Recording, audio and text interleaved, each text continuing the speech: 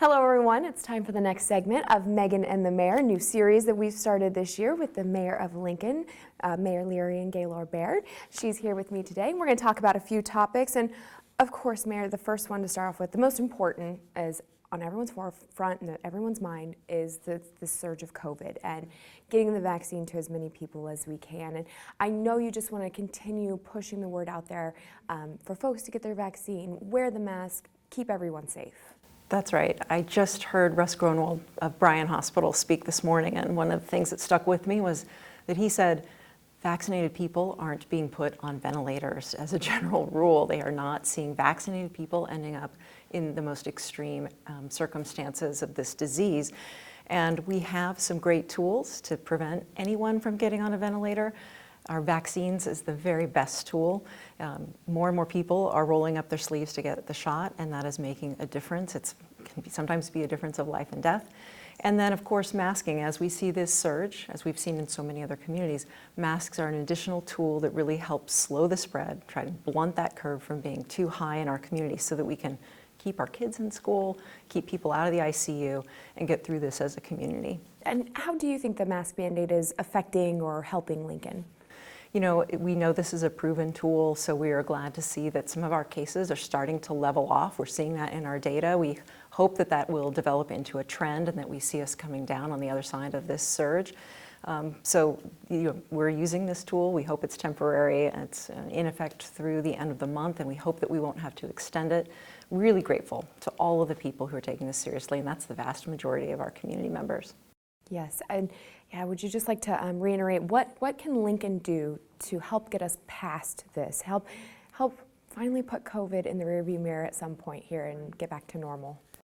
We have to find ways to stop COVID from being transmitted. We need to put it in a box. You have to be the end of the transmission chain, and one of the ways you do that is you get vaccinated. You are not a host for this awful virus. Another way is to make sure that you're masking up and keeping some distance from folks, because even vaccinated people can transmit. It's less common, but it's something we can do to protect those who have yet to be vaccinated or who, aren't eligible. We've got a lot of children in our community, children under the age of 12, for whom vaccination is not an option. So until the time that it is, until the time that we can get them fully protected, we can mask up and help them stay in school and help, end the disruptions to our classroom learning. We want to make sure that life is as much familiar and fun and enjoyable, and this is one of the ways we can do that. And a lot of folks have been struggling throughout the pandemic, but there is help available for housing, utility. What assistance is available when we're talking about those things? Yeah, here at the city and in the county, we are issuing federal funds that we've received to help people who have been economically impacted by the pandemic. We can help with rent and utilities for people who need it. That is a major focus that we have had throughout the past few months, and we are cutting about 150 checks a week. We know that when people are safe, healthy, and housed, they have a stable, footing and foundation to continue to show up for work on time, to be able to continue to provide for their families. So it's really important to keep people housed, and that's a big way that we're helping people right now. Keeping them housed, and giving them that foundation at home too, it helps a lot of those kids that we are talking about. What's your message to them about if they're hesitant to ask for help? Midwesterners are strong and they don't always want to ask for help. So how can you encourage them and to let them know that people are here for them? This pandemic has shown us just how connected we all are. And as a community, we're all doing better when more people are safe and healthy and housed. I mean, we have people who are working to reach those who are experiencing homelessness on the streets. We want to make sure those folks get the services they need to find permanent housing. That's good for those individuals. It's good for the businesses downtown that may see a lack of foot traffic in front of their businesses if people are feeling a deterrent to coming downtown.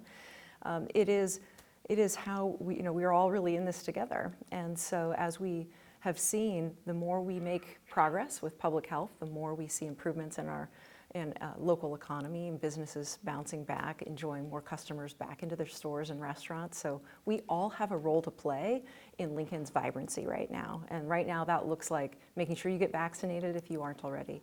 It looks like masking up to stop the spread as we work through this surge so that we can enjoy Husker football games, so that we can enjoy concerts, and we can keep kids in schools, and we can help out our businesses. And speaking of relief and assistance as well, there's the American Rescue Plan, of course, the $1.9 trillion stimulus package.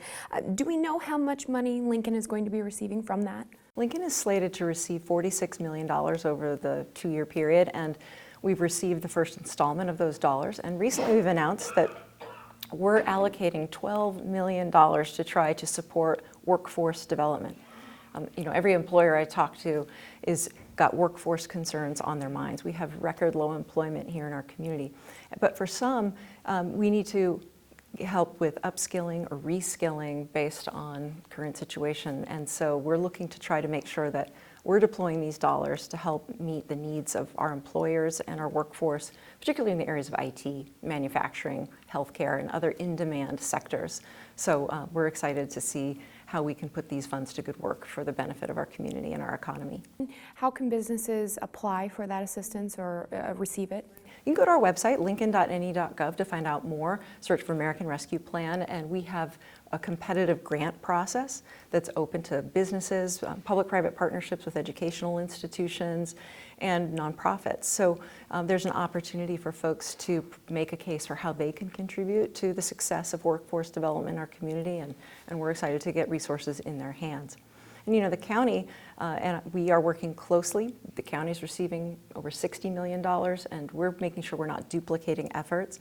So we worked with the county to help identify how they're channeling millions of dollars, about $21 million, into human services and social services to help out our nonprofits. So we are working side by side and in parallel to make sure that we are effectively and efficiently deploying these dollars for the good of people and businesses here in Lincoln. Yes, that's wonderful. Hopefully it'll be able to help a lot of folks and employers as well. So are you focusing any of that towards small businesses at all, and the local businesses? I know you touched on a couple specific areas of the healthcare and the IT, but those smaller local businesses, how are they affected by this? Later this month we'll be rolling out some more information about the allocations of American Rescue Plan dollars that we will be devoting to small businesses, particularly those that have been disproportionately impacted by the pandemic. So that is top of mind.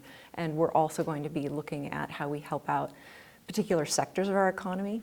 Travel and tourism have been hit hard all across this country, and Lincoln's no exception. So we are looking for targeted ways to make these dollars go to work for our community. Well, I think that's all of my questions for you, unless there's anything else you'd like to expand on or talk about or anything? No, I just would encourage people to hang in there. We're getting through this. It is not easy. We've never been through a challenge like this, but everywhere I turn, I see examples of people demonstrating strength and grace and character and generosity of spirit. It makes me so proud of our community, and that's exactly what's going to help us get through this. I couldn't agree more. Well, thank you as always for your time. I know you're very busy, and I look forward to next month. Thank you so much, Megan.